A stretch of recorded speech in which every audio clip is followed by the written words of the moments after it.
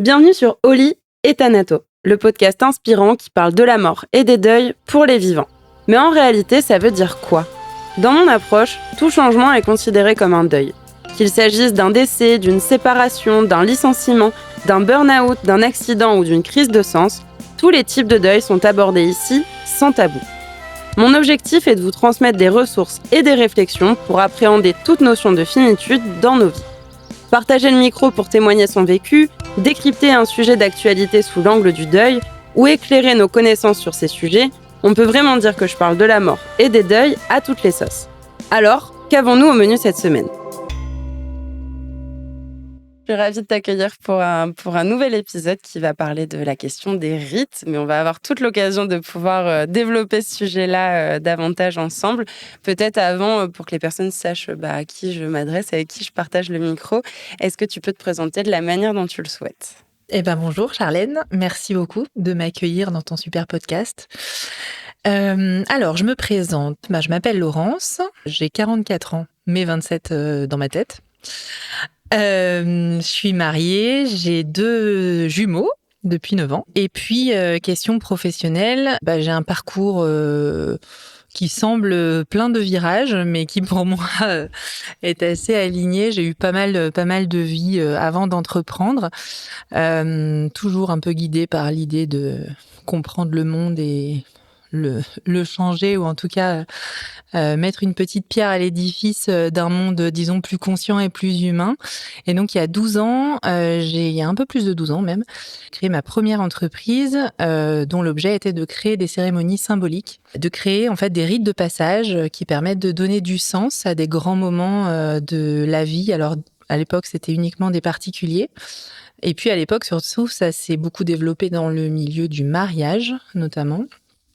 Mais aujourd'hui, ça a pas mal évolué. Donc, depuis quelques temps, j'ai recréé une nouvelle marque qui s'appelle Sésame Cérémonie. Et c'était un nouveau départ pour moi. Et donc, c'était l'opportunité de reprioriser un petit peu les endroits auxquels j'ai envie d'accompagner les gens, les familles, les entreprises aussi. Et donc, je profite de ce nouveau départ pour me réinvestir sur la question du deuil, sur la question des rites funéraires, sur la question de comment est-ce qu'on accompagne le deuil à travers des rites, qui est donc moi mon champ d'application, disons, mon champ d'intervention et d'accompagnement. Merci pour cette belle présentation. Je crois qu'on on avait évoqué cette phrase, il me semble, ensemble en off, et tu vas me corriger si c'est pas le cas, mais où on s'était dit que justement, tu parlais des grands passages de notre vie, tu as cité le mariage, tu as cité en expliquant que justement, tu allais davantage maintenant vers cette question et ces questionnements autour du deuil et ces rites autour du deuil, et où on se disait, en fait, la mort fait partie justement de ces grands événements avec les naissances, les morts, éventuellement les baptêmes quand il y en a, ou que la question religieuse peut être encore présente dans la famille ou dans l'éducation familiale. Et les mariages sont les 4 grands moments de vie où on se retrouve tous ensemble et où on revoit parfois des cousins, des cousines, des oncles, des tantes qu'on n'a pas vus depuis des dizaines d'années parfois, ou parfois un précédent événement heureux ou moins heureux. Et justement, je pense que dans cette symbolique-là, le rite, il a tu as cité la notion de passage, il a une symbolique qui est super forte en fait. Et peut-être de manière générale, avant de rentrer dans l'aspect plus deuil, qu'est-ce que tu as envie de nous partager ? Peut-être à quoi ça sert un rite, ou qu'est-ce que pour toi c'est un rite ? Ça sert quel but ? Pourquoi on fait des rites ? Tu vois un petit peu. Ouais, c'est une très très vaste question. Vous n'avez pas 2 heures. Vous n'avez pas du tout 2 heures. Alors la notion de rite, je sais même pas où elle remonte, mais probablement depuis le début de l'histoire de l'humanité, dans ce sens que sont des moments. Alors, tu m'avais posé aussi la question de la différence entre rite et rituel, et peut-être qu'en trame de fond, c'est intéressant de l'explorer, cette question, parce que le rite, c'est l'intention, c'est l'intention du passage, c'est-à-dire c'est les repères qu'on se donne dans une société, dans une communauté, qui va marquer un passage, qui va permettre de donner, en fait, de créer cet espace-temps dans lequel on va proposer des gestes rituels, là, pour le coup. Donc, c'est un peu la différence que, en tout cas, moi, je fais dans ma tête entre le rite et le rituel. C'est-à-dire que le rite, c'est plus l'esprit, l'état d'esprit du passage qu'on a envie de célébrer et de marquer. Le rituel, c'est plus le comment, finalement, plus par quel geste est-ce qu'on va matérialiser cette intention-là. J'ai un exemple, tu vas me dire du coup si ça répond. Quand j'allume une bougie, le fait d'allumer la flamme de la bougie, c'est le côté plutôt rituel alors. Et le rite, ce serait de penser par exemple à telle personne ou d'offrir de la lumière à telle personne ou à tel événement. C'est dans ce sens-là? C'était pas tout à fait ce que je voulais dire, dans le sens où, voilà, effectivement, d'allumer la bougie, ça va être un geste rituel qui, d'ailleurs, en l'occurrence, c'est marrant parce que tu parlais de religion, peut avoir une signification dans un protocole religieux ou dans un protocole complètement hors des institutions religieuses, mais c'est plus le rite, c'est plus le mariage, la naissance, le deuil. Donc les passages. Voilà, c'est ça. L'adolescence, parfois dans certaines cultures, on marque le passage à l'âge adulte, devenir un homme, devenir une femme, etc.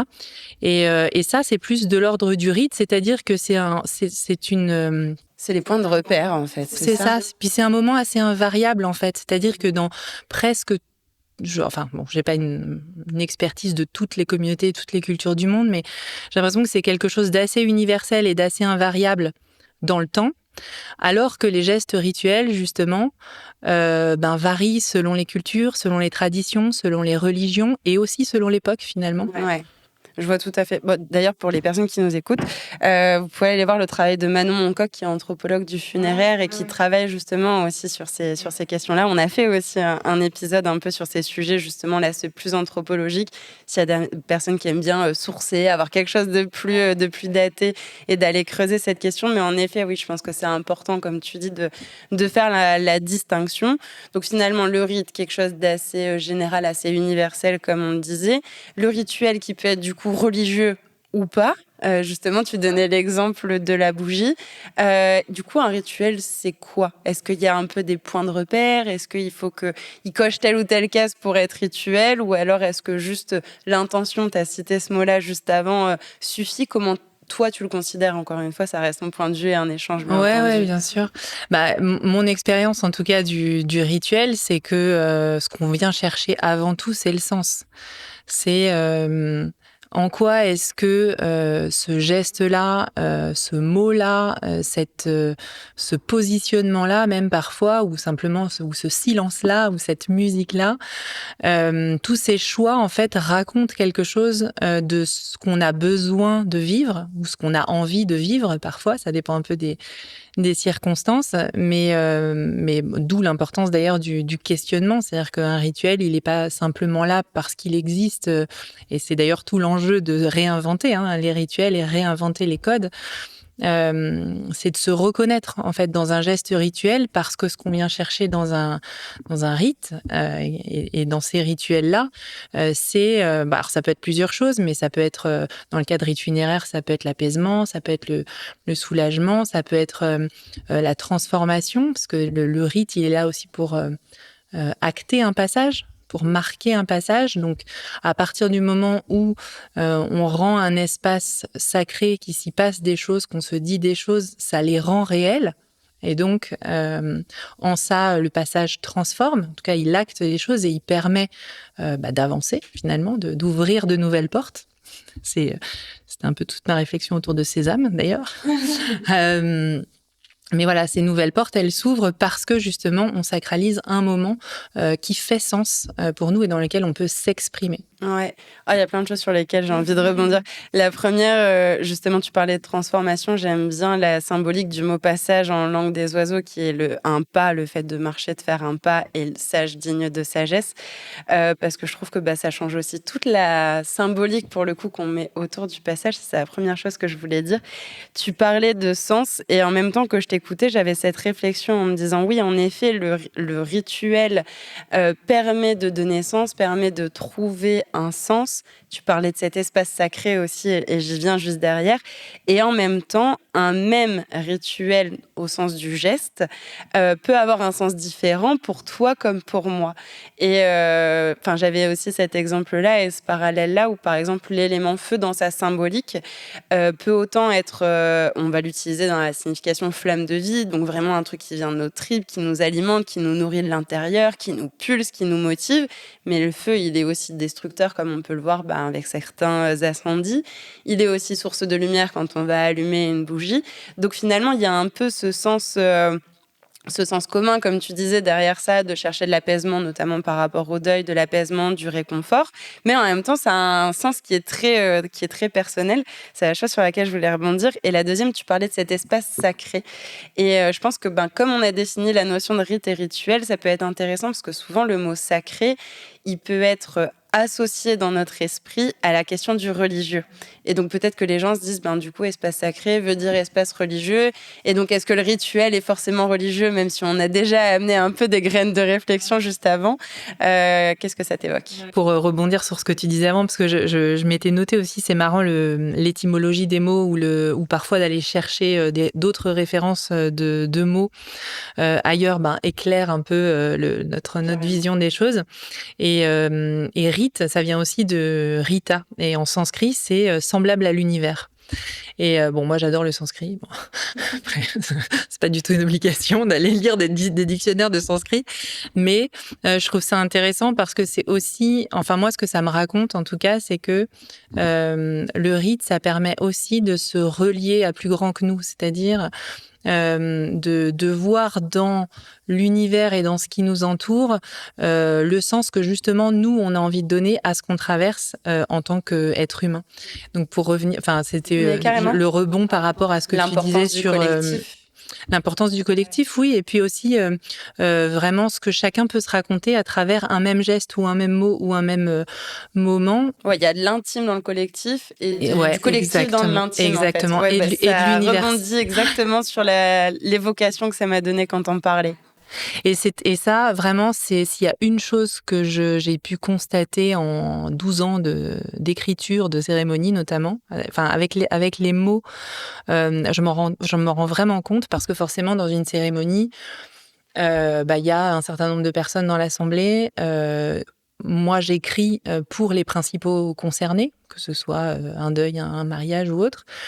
Mais je me rends compte à quel point tout le monde se raconte sa propre histoire entre les lignes. Et je me rends compte à quel point il est très, très vrai qu'une vérité très intime, en fait, qu'on ait quelque chose de très intime qu'on peut écrire pour quelqu'un peut devenir universel et peut devenir justement, peut faire sens pour le collectif ou peut prendre un autre sens pour quelqu'un d'autre qui l'entendra différemment. Et c'est en ça que je trouve ça beau, cette idée de semblable à l'univers, c'est qu'à un moment donné, il y a aussi une espèce d'harmonie collective qui nous entoure tous et on a tous on a tous un rapport au monde différent et tous une manière de le voir. Et finalement, le rite, c'est ça aussi. C'est aussi c'est aussi faire partie d'un tout plus grand que soi, quoi. Ouais. C'est très intéressant, je trouve, justement, et très éclairant d'avoir autant cet aspect, certes collectif, qui regroupe, qui relie, et de l'autre côté, qui n'est pas de l'autre côté, en fait, parce que ça marche main dans la main. J'ai l'évocation du yin et du yang, tu vois, depuis tout à l'heure, en disant de l'intime dans le collectif et du collectif dans l'intime. Mais en réalité, le deuil, c'est ça aussi. Le deuil, on le traverse tous ensemble, en tout cas toutes les personnes qui sont impactées par le décès de cette personne-là, mais on va tous le vivre de manière intime parce que telle personne a perdu son frère, telle autre personne a perdu son fils, telle autre personne a perdu son parent, et donc du coup on va le vivre de manière intime. Et parfois c'est difficile de réussir à comprendre, parce qu'on aime bien avec notre cerveau mettre les choses réellement dans des cases, et quand quelque chose fait partie de 2 cases, on a du mal à le situer. Donc justement, je trouve ça intéressant. Et du coup, tu voulais rebondir après sur la notion du sacré? Oui, mais d'ailleurs, ce que tu viens de dire est tout à fait... pour moi, elle est tout à fait liée. Et ce qu'on disait tout à l'heure aussi sur oui, on associe la notion de sacré à la religion. Mais en fait, tout ce que tu racontes là sur, en effet, on perd son frère, son ami, son père. Donc on vit pas la même chose, mais à la fois on est reliés. Et la religion, c'est ça. Alors, religion, c'est religuer, c'est relier. Donc en fait, ce qu'on vient chercher, c'est dans un rite aussi. C'est ça. C'est la reliance. C'est les liens qu'on peut trouver, même si on ne vit pas la même chose, mais si on ne vit pas les choses de la même manière, parce que même sans avoir perdu quelqu'un qui avait une place différente, bah, on a tous nos grilles de lecture, nos vécus, nos expériences qui font qu'on regarde les choses d'une façon différente. Mais ce rite-là, il permet de se relier. C'était ça, enfin, en tout cas, à mon sens, c'est aussi ça. Alors après, bien sûr, chacun, enfin, ceux qui ont en tout cas une religion ou qui ont une croyance, une foi, l'expliqueront peut-être autrement. Moi, mon regard, c'est que ce qu'on vient chercher dans un rite religieux, finalement, on vient le chercher dans n'importe quel rite, et que l'espace sacré, enfin sacré pour moi, ça veut pas dire religieux nécessairement. Sacré, c'est cet espace un peu intouchable, un peu incontestable, cet espace qu'on respecte un peu naturellement, qu'il soit religieux ou pas, mais comme étant un espace où il va se passer des choses importantes pour les gens, qui sont précieuses, qui deviennent réelles aussi. J'avais ce mot-là exactement que tu viens de dire. En fait, sacré, c'est précieux, pas tant dans le sens de la valeur financière, mais dans la valeur émotionnelle, dans ce qu'on y met, dans le cœur qu'on y met. C'est dans cette notion-là. Donc finalement, dans cet espace sacré qui est un espace du cœur, en fait, on pourrait le dire comme ça, un espace du cœur, un espace d'intention où il va se passer des grands moments de nos vies, donc là, des rites. Il peut y avoir des rituels, ces rituels qui sont à la fois de l'ordre du collectif et de l'intime, et qui peuvent être religieux ou pas finalement. Avec l'exemple de la bougie, où on peut très bien allumer une bougie parce que ça fait partie des rituels religieux, comme allumer une bougie, d'ailleurs, sans même en créer un rituel, juste parce que on a envie que ça fasse cocooning dans la pièce. Et pourtant, encore une fois, c'est toujours le même geste, finalement. Ouais, totalement. Enfin, comme tu disais, d'ailleurs, enfin, pour reprendre l'exemple du feu, puisque tu le donnais tout à l'heure avec les différentes symboliques qu'on peut attacher au feu. Effectivement, quand on allumera une bougie, peut-être dans un protocole religieux, qui signifiera peut-être la flamme peut-être de l'humanité, peut-être la flamme de l'âme de la personne, voilà. Et à la fois, on peut très bien faire des rituels où on brûle des choses pour les purifier, pour les laisser derrière, enfin, voilà. Donc effectivement, typiquement, ce sont des gestes rituels qui peuvent avoir des significations totalement différentes, et malgré tout, qui peuvent devenir sacrés parce que dans un espace partagé, avec une reconnaissance aussi de ce qui est en train de se passer. Elles sont pas opposées pour autant. Elles sont pas opposées pour autant. C'est vraiment l'image du yin et du yang. Enfin, tu vois, on cite le feu, mais on pourrait citer l'eau, où l'eau, ça peut être tout doux, tout calme, vraiment un lac, comme ça peut être un tsunami. Pourtant, c'est toujours le même élément eau. Bon, en termes d'impact et d'écho et symbolique, on n'est pas du tout dans la même chose. Une petite brise, c'est agréable. Un vent très violent, ça l'est beaucoup moins, quoi. Donc, et encore une fois, les choses ne fonctionnent pas forcément en dualité. À nous aussi d'y mettre une certaine échelle, une certaine variance, mais c'est pas le bon terme que je cherche. Nuance, voilà, c'est le terme que je cherchais. Et du coup, je pense que tu l'as un peu amené déjà dans la fonction justement du rituel. Tu donnais aussi l'étymologie du mot religion, si je dis pas de bêtises. Vraiment cette notion de se relier, qui est ce dont on a besoin d'ailleurs à la fois dans des moments positifs, parce qu'on a envie de se relier pour les partager et de partager notre joie, dans les moments plus difficiles, notamment tels que le deuil, qui est en tout cas notre sujet, on a besoin de se relier parce que justement, on a besoin de partager cette peine, d'être soutenu, d'être ensemble. Au-delà de cette grande notion qui a déjà toute son importance dans le rituel, est-ce que pour toi, ça sert d'autres bénéfices, justement, ce rituel, notamment dans le cadre du deuil, et après d'autres exemples si tu en as? Oui, bon, c'est sûr que le premier auquel je pense, c'est se relier, mais c'est aussi s'exprimer, c'est-à-dire c'est aussi transformer. Enfin, c'est peut-être un peu redondant avec ce que je disais tout à l'heure, mais vraiment l'idée d'avoir aussi un espace dans lequel il y a des choses qui sont dites à haute voix, vécues, expérimentées avec le corps. Simplement le fait parfois d'être présent dans un moment et dans un lieu qui est choisi rend le moment sacré, rend le moment rituel. Et ces moments-là, en fait, quand ça passe par le corps, que ça passe par l'expression, et ben ça rend les choses réelles en fait. Et c'est aussi à ça que ça sert. C'est aussi de se dire j'ai vécu ce moment-là, donc il est réel, donc il a existé, donc le passage que je vis existe vraiment, et donc ça transforme quelque chose à l'intérieur de moi. Symboliquement, même si on s'en rend pas compte, c'est-à-dire Ouais. physiquement, c'est là. Et alors c'est là que l'importance du collectif revient, parce que il y a aussi la notion de reconnaissance finalement, la notion de on a vécu tout ça ensemble, donc on est tous là pour témoigner de ce qu'on a vécu ensemble, même si on l'a vécu différemment, mais on l'a vécu ensemble. Voilà. Et après, il peut y avoir plein d'autres entre guillemets bénéfices, c'est-à-dire c'est aussi dans des moments comme ça qu'on peut finalement exprimer des choses qu'on a peu l'occasion d'exprimer dans le quotidien. Et dans le cadre de rites funéraires, ça peut être plein de choses qu'on a jamais dites, ou alors qu'on a dit, mais évidemment pas dans ces circonstances-là, qu'on n'a pas dit devant témoins ou devant certaines personnes qui doivent l'entendre. J'aime bien aussi cette expression, même si bon, faut pas mal l'interpréter, mais je crois que c'est Christian Bio qui disait c'est aussi l'occasion d'ajuster les comptes. Donc les comptes, c'est pas forcément régler ses comptes, mais c'est aussi faire entendre et soi-même pouvoir exprimer des choses à ce moment-là, quoi. Enfin, je pense notamment dans le cadre d'une fin de vie où on a besoin aussi de partir le cœur léger, de dire certaines choses, d'exprimer certaines choses, qu'elles soient positives ou parfois plus négatives, plus inconfortables, de pardonner. Enfin voilà, c'est tout cette signification-là. Les réconciliations, c'est pas rare du tout. Carrément. C'est très beau. Carrément. Ouais. Et d'ailleurs, il y a souvent parfois des réconciliations qui mènent tellement à un apaisement que chez la personne que c'est là où elle décide aussi de se laisser aller et de se laisser partir. Et je voulais relever une expression que tu viens de dire en disant « rendre le moment rituel ».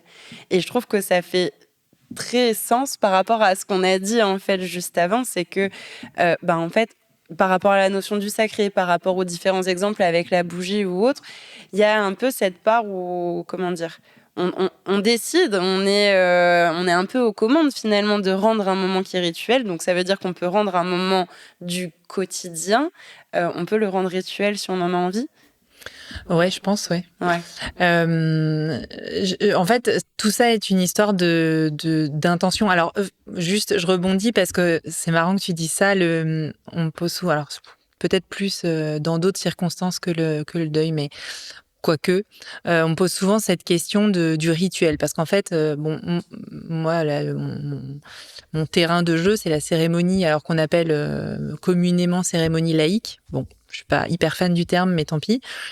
Et en fait, très souvent, comme ça se développe beaucoup en ce moment, il y a une espèce de restandardisation de code de cérémonie laïque, ce que je trouve un peu étrange dans le sens où justement la philosophie de départ, c'est de chercher un terrain de liberté absolue dans comment est-ce qu'on a envie d'exprimer le sens de ce qu'on vit. Bon.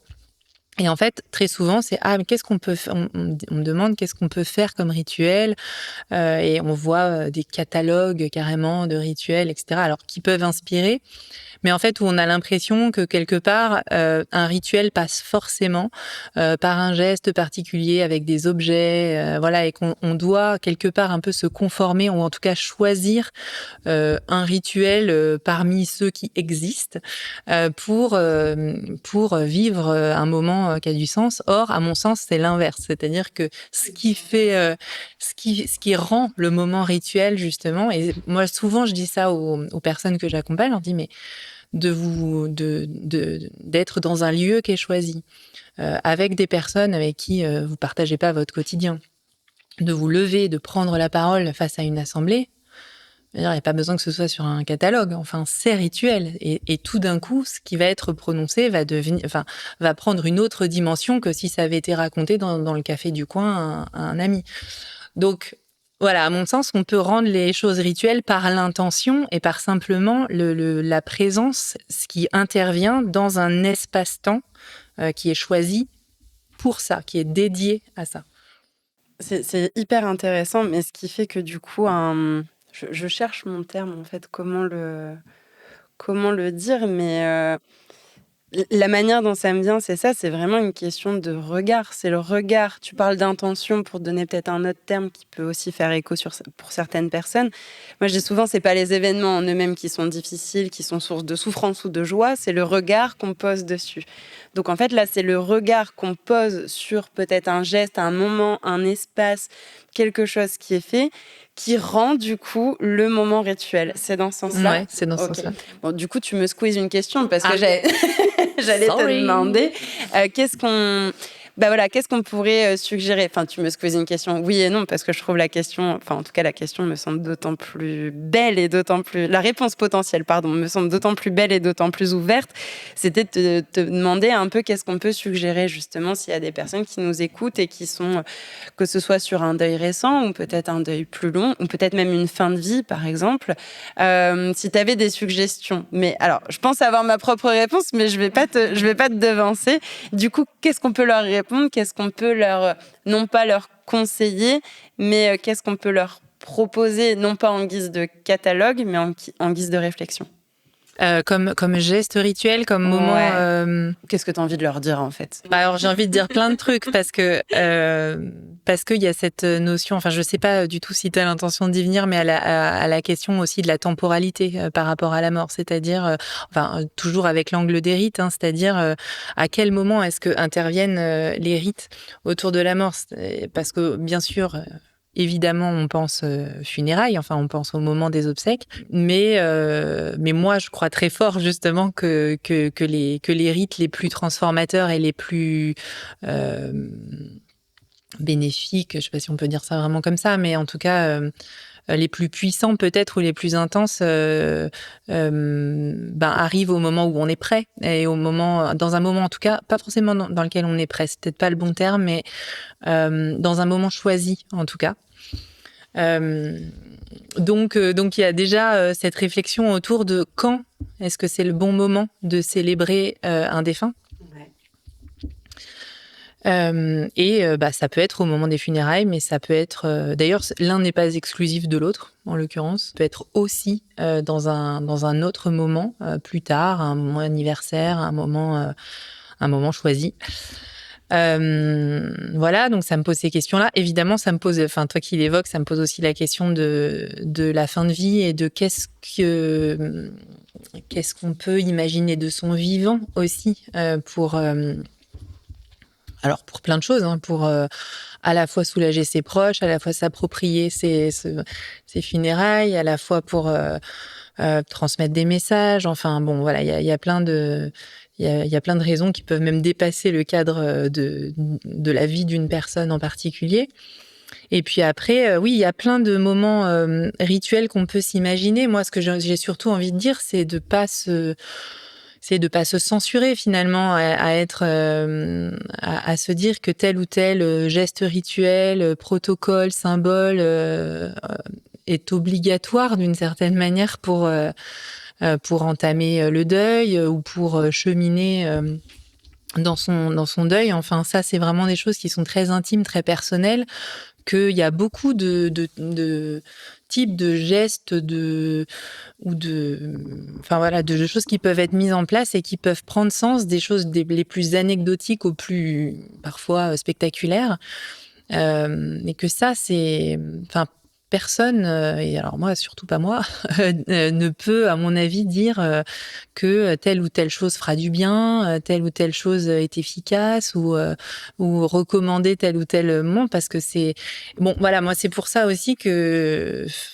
Enfin, mon métier, c'est de créer des cérémonies, mais c'est surtout de questionner, en fait. C'est surtout d'être là pour poser les bonnes questions pour justement pouvoir apporter des réponses qui sont justes et qui sont pertinentes. Genre, il n'est pas du tout question d'aller plaquer la même chose sur toutes les histoires, sur toutes les trajectoires, tous les itinéraires qu'on croise, quoi. Bon, ça va, je m'attendais à cette réponse-là. Ça me rassure. C'est un sans faute. Non, je rigole. Ça, c'est vraiment une blague. Parce qu'il n'y a ni bonne ni mauvaise réponse. Mais en fait, c'est ce qui me venait juste avant, quand je t'écoutais, c'est que c'est comme le deuil, en fait, c'est exactement la même chose et c'est comme ça moi aussi que je le vois, mais il y a vraiment ce côté qui est intime et personnel et tu viens de dire, mon travail c'est de poser les questions, en fait, de beaucoup questionner. Bah, moi, si je devais répondre à cette question, si quelqu'un me demandait, bah, je pense que ce serait ça, c'est déjà, est-ce que c'est le bon moment? Pourquoi vous avez envie de le faire maintenant? Est-ce que c'est par convention peut-être sociétale de ça fait X jours, ça fait un mois, ça fait un an? Est-ce que c'est par rapport à ça ou est-ce que juste c'est une date qui est symbolique pour vous sans que ce soit un anniversaire, sans que ce soit tout ça, mais peut-être que c'est un souvenir d'il y a 20 ans et que c'est tout aussi important, puissant pour reprendre des termes que tu as dit. Donc déjà par rapport à ce moment et ensuite sur l'aspect rituel, le geste, la symbolique que vous avez envie d'amener. Encore une fois, en fait, quelle est la symbolique? Peut-être quel était le lien que vous aviez avec cette personne? Parce que tout à l'heure, enfin depuis tout à l'heure, on parle que de l'humain, des personnes. J'y inclus aussi nos animaux, dans le sens tout ce qui est vivant. On ne parle pas encore des événements de nos vies, et on va y venir dans la question suivante, mais tout ce côté humain, c'est quel était le lien? Qu'est-ce qu'il y avait entre vous? C'était quoi vos points communs? Qu'est-ce que vous aimiez? Qu'est-ce que vous partagiez? Et en fonction de ça, enfin, je sais pas, j'ai un exemple bête qui me vient, mais enfin, et tu vas me dire si tu es d'accord ou pas, mais pour moi, imaginons deux personnes, deux potes qui étaient fans de foot et qui étaient toujours en train d'aller faire du foot. Rien que le fait d'aller voir un match de foot dans un vrai stade ou aller prendre une bière dans un bar, enfin, ça peut être un moment rituel. Si je me dis que j'y vais et que je regarde ce match de foot avec mon pote qui est parti pour telle ou telle raison, et en soi, si on regarde de l'extérieur et qu'on dézoome de l'unicité et de l'histoire de la personne, on se dit juste c'est un gars qui mate un match de foot et puis point. Mais pour lui, c'est bien plus puissant. Donc c'est vraiment dans cette notion en fait du regard. Donc moi j'ai envie de vous inviter à vous questionner là-dessus en fait et en fonction d'établir peut-être votre rituel, votre symbole, ce que vous avez envie de faire, si ça fait sens pour vous et si le moment est le mieux choisi. Je sais pas si tu avais envie de rebondir là-dessus. Ouais, non, mais parce que je me dis aussi que parfois on a aussi besoin d'inspiration ou en tout cas d'entendre des histoires pour se raconter la sienne. Donc après, peut-être dans des directions, il peut y avoir des choses autour d'un objet. Enfin, justement, alors un peu dans le même esprit. Enfin non, ce que tu disais, c'était plus sur l'expérience, mais un objet, je sais pas, autour de photos, autour de textes, autour de bijoux. Parfois de bijoux, ou d'un objet dont on a peut-être hérité parce que justement ça fait sens. Enfin moi je me souviens avoir hérité de la coiffeuse de ma grand-mère parce que j'y ai passé mon enfance. Bon bah voilà, ça devient plus qu'une coiffeuse pour moi parce que c'est des souvenirs. Donc les choses autour des objets, c'est sûr que ça peut avoir complètement un sens, mais après ça peut être une expérience comme tu racontais là autour des deux fans de foot. Ça peut totalement être reproduire un plat que la personne aimait ou qu'on aimait partager. Ça peut être chanter une chanson. Ça peut être écrire un texte ou peut-être le dire ou peut-être le transmettre. Ça peut, enfin voilà, l'expérience, elle peut aller jusque créer un mandala dans la forêt, jusqu'à faire vivre une tradition, quelque chose, enfin un souvenir qu'on a avec le défunt. Après, moi, j'aime bien aussi tout ce qui est de l'ordre des expériences qui font traverser le temps, en fait. J'avais en fait, elle avait imaginé je sais plus comment elle avait appelé ça, une boîte à mission ou quelque chose de cet ordre-là. Okay. Et en fait, dedans, elle avait écrit des petits papiers et elle avait écrit dessus des missions qui allaient donc être à son décès distribuées aux personnes qui l'entouraient. Et qui, du coup, allait devoir remplir cette mission.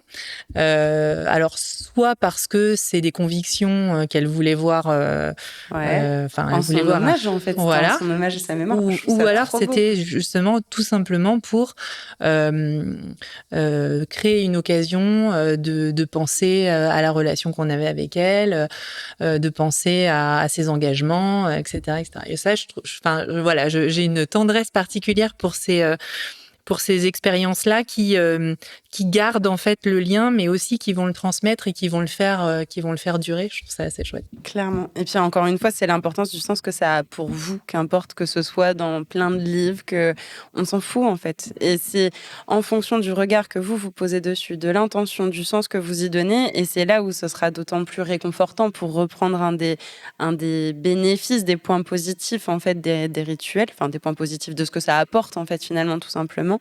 Et ça dépend pas de la société, de tout ça, ça dépend réellement de vous. Et justement, je le disais juste avant, bon, tu le sais aussi, les auditeurs et auditrices généralement le savent, mais je parle du deuil vraiment au sens large. Depuis tout à l'heure, on a cité un peu les 4 grands moments de nos vies. La naissance et le mariage ne sont pas du tout des moments desquels je m'occupe, même si ça change aussi bien des choses dans une vie. Le décès, entre autres. Mais qu'est-ce qu'il en est peut-être un peu de tous ces deuils que moi j'appelle les morts symboliques, de l'ordre par exemple d'une séparation, tout ce qui est plus en lien avec la maladie, avec un licenciement, etc. Est-ce qu'on peut rendre ces moments rituels peut-être pour les faciliter, pour se relier, pour être soutenu? Est-ce que c'est quelque chose qui est encore une fois envisageable dans le sens où, comme on l'a dit, c'est le regard qu'on va poser sur les choses?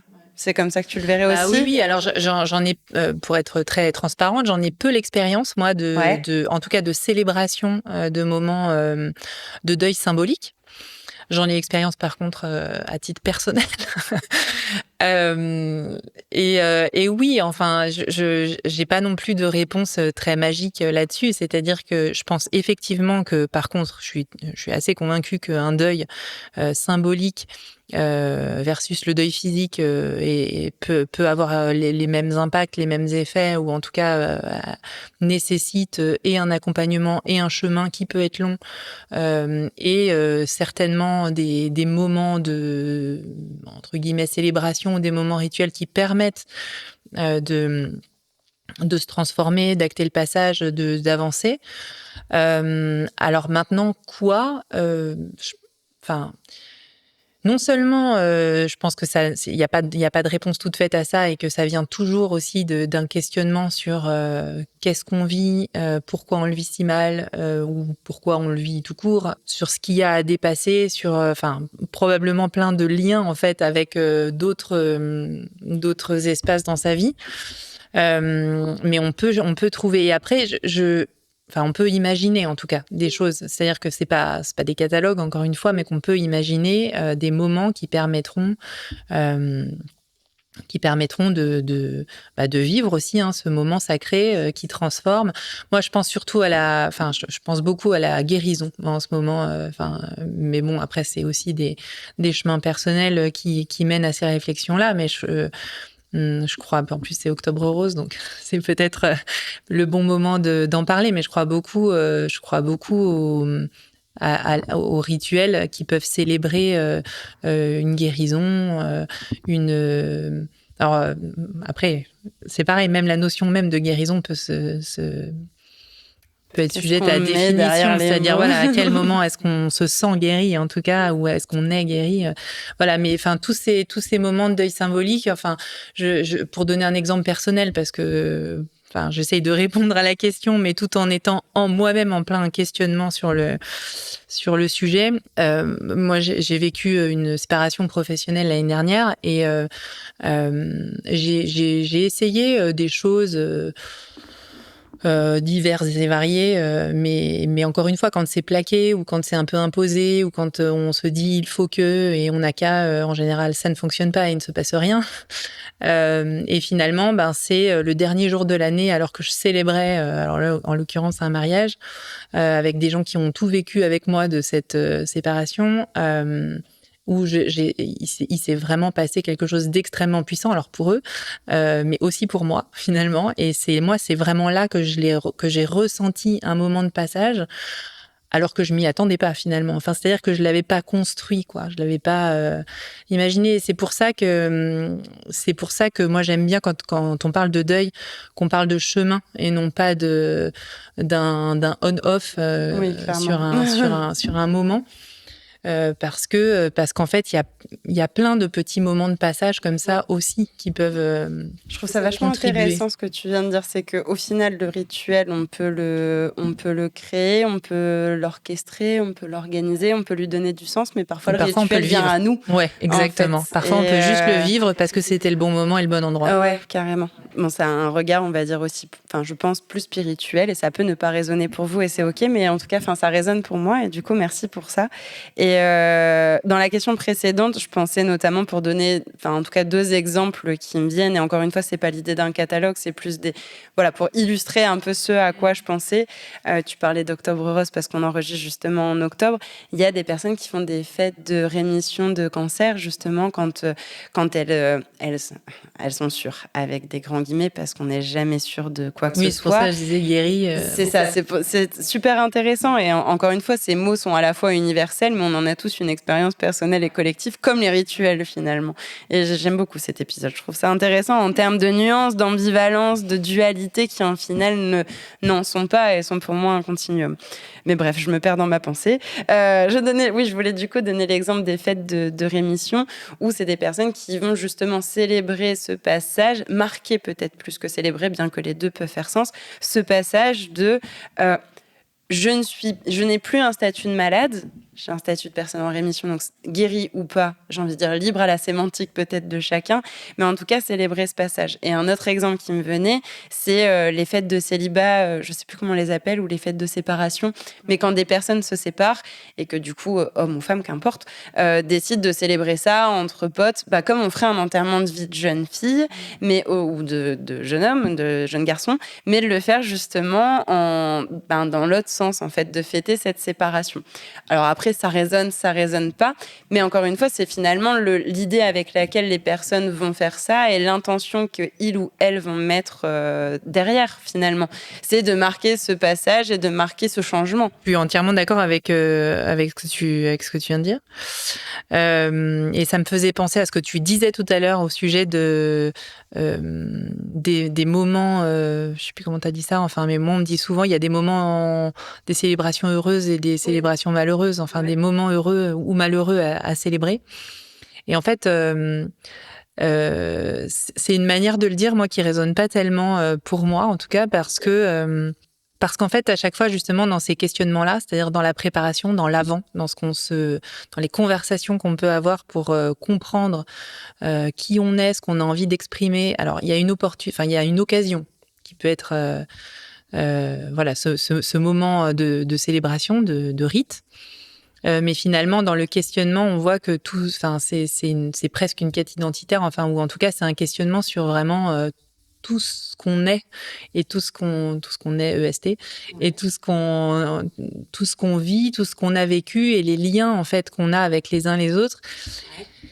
Et donc, quand on me dit ça, c'est vrai que j'aime bien dire que voilà, dans un événement heureux qu'on célèbre, et ben parfois, et c'est même d'ailleurs pas tellement rare, qu'on explore des deuils, qu'on explore, alors des deuils justement, enfin c'est pour rebondir sur ta question précédente, mais des deuils physiques ou des deuils symboliques d'ailleurs. Mais qu'on explore ça aussi comme une part de son identité et comme une part de ce qui nous a amené à l'occasion qu'on va célébrer. Et à l'inverse, évidemment, un deuil, que ça aille dans la catégorie événement malheureux, c'est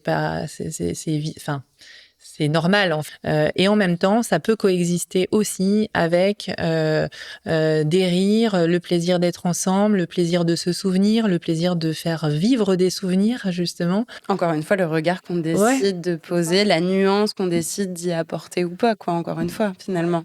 Exactement. Et voilà, enfin, c'était juste pour faire cette distinction-là, pour dire que le deuil, en fait, qu'il soit physique ou symbolique, il est...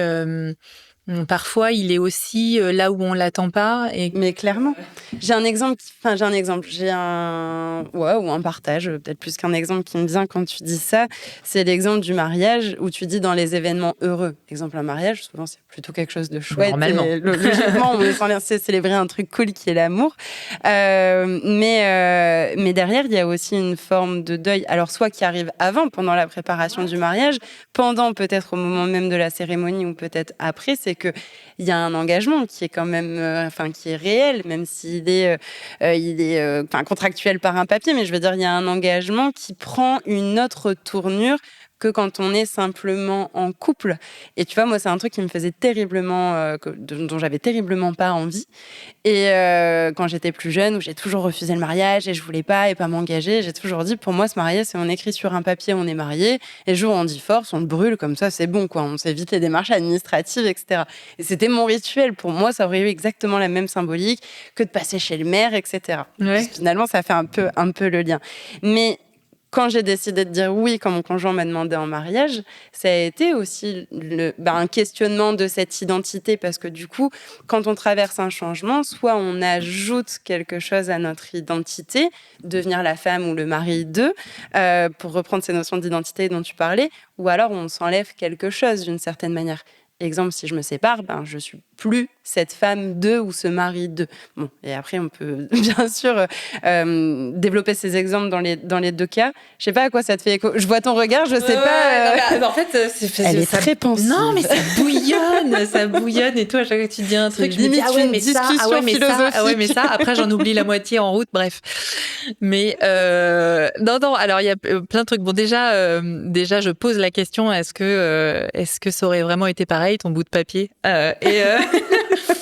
parce que finalement la puissance du rite et ce que ça transforme, c'est parce que tu t'es posé la question de pourquoi et que tu y es allé vraiment, et que en fait de se dire mais pourquoi est-ce qu'on se marierait, pour reprendre ton exemple, tout d'un coup d'avoir ces réponses-là ensemble et puis de se déplacer pour aller signer son papier. Probablement, c'est pas la même chose. Enfin, bon, je pose la question. Donc ça, c'était ça que ça m'évoquait. Et du coup, tu vois, voilà, j'ai perdu l'autre bout de ce que ça me. Cette notion d'identité, en fait. Oui, la notion d'identité, en tout cas, les deuils. Enfin, comme tu disais, le deuil de qui on était avant, de ce qu'on gagne et de ce qu'on perd dans son identité, c'est complètement vrai. Et puis, ça peut être aussi. Ça peut être plein d'autres deuils, en fait. Quand tu parles de deuil symbolique, le deuil de la place qu'on pouvait avoir par rapport à ses parents, qu'on pouvait, enfin, il y a souvent, bon là on dévie un peu sur le mariage parce que c'était l'exemple, mais c'est pas du tout rare qu'il y ait la notion d'envol ou de prise d'indépendance, ou de parfois même des choses qui sont dites dans ces moments-là, qui sont assez inattendues, assez surprenantes, parce que tout d'un coup, ça représente aussi une nouvelle porte qui s'ouvre, une nouvelle vie, un nouveau, voilà, bon. Ou le départ des enfants de la maison, ça en fait partie aussi. Complètement. Le premier enfant dans la famille. Et c'est pour ça que les deuils, d'ailleurs, sont vécus par plusieurs personnes de manière différente, au même moment, mais pour des raisons différentes, encore une fois, et que, voilà, et ça peut même être les amis qui, eux, sont pas à ce stade. Enfin, ça peut être à plein d'endroits différents. Mais oui, les deuils symboliques, ils sont partout. Ouais. Après, je pense qu'ils sont moins décrits comme ça finalement par tout le monde, et que on a un peu tendance à dire c'est la vie, et à pas forcément toujours voir à quel point ça peut être un deuil et difficile à traverser, et que ça peut prendre du temps aussi. Et à quel point parfois la célébration ou le rite a tout son sens.